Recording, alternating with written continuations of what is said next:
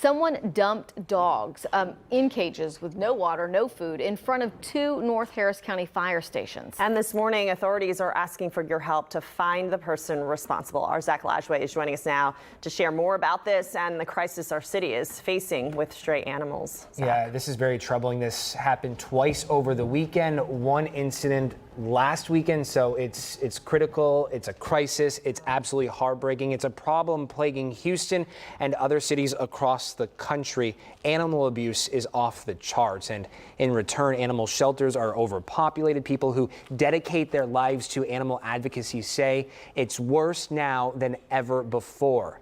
Over the weekend, these 3 dogs on your screen, all malnourished, were left in this cage with no room or water outside Fire Station 42 in Bamel Oaks Estates.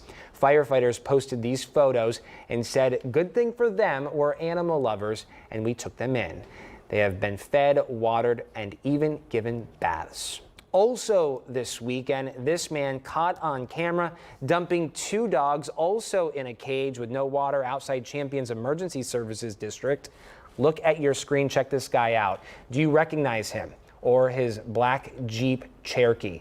You can see the man at the back of the Jeep with the hatchback open. If you recognize him, the vehicle, or know anything about these dogs, you're asked to call police. While we don't know why these pups were abandoned at fire stations, we know people are struggling. For some, it comes down to not being able to make ends meet. If it comes down to that, people will often feed or care for themselves or their children before their animals.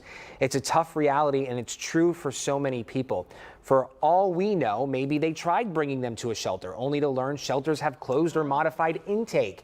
People who are struggling can't wait for whatever window or parameters put in place for whatever reason. So they're desperate, and they do things like this. They leave dogs in boxes or cages outside firehouses in the sun without food, water, room, or shade. On Friday, just 3 days ago, I sat down with Donna Williams with Donna's Love Pet Rescue on KPRC 2 Plus now and asked her about real life solutions. I feel like it's just a continuous circle. Yeah. We're just talking about the same things. But, you know, at the end of the day, people need to spay and neuter. Yeah. We need to educate people. We need to get the word out there that, you know, we have a serious problem, and the problem is because of us humans. Yeah. We've caused all of this. Yeah. All of this that has happened is because of us, not the animals. And we have, you know, breeders and puppy mills and all sorts of things that, you know, goes into factor on why we have such a horrible problem in the country here. Yeah. I just don't understand why we keep talking about the same thing and why we haven't come up with solutions. A solution that really but, you know, at the end of the day, we have a city and a state, and we need communities. Yeah. We need people. We need to just bring awareness. Yeah, this is just absolutely heartbreaking. According to one firefighter from Station 42, the dogs appear to have the same markings and appear to be from possibly the same litter. They're about the same age. At this time, it's not clear if these 2 incidents are related. Right now, the dogs are at SPCA, and coming up at 8, we're going to talk more about this. But, you know, I want to mention, and we can talk more about this at 8, but when we talk about these types of situations, this is something we talk about time after time after time.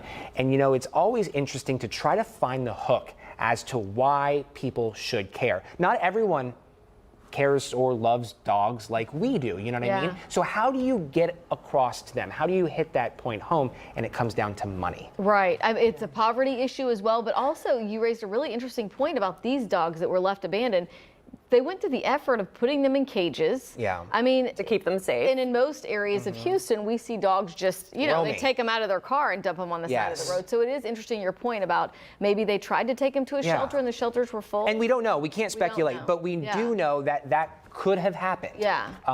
That's a possibility. People think of fire stations as, you know, someplace as a safe place. Obviously, it's not the right way to do it, but it's really interesting and a sad problem. Yeah, I think if people don't have the resources, or maybe they don't know, then this is maybe the best way that they can think of to keep them safe. They know that they're going to see them. Yeah. It all starts with a conversation, and I think just, you know, having that conversation, if you are struggling, reach out to, again, we're going to be talking about this more at 8, so I don't want to give it all away, but there are there are different is solutions. There are help. different Yes. opportunities. Yeah. Yes. Okay. All right, coming up at 8, we'll check back. Thanks, Zach.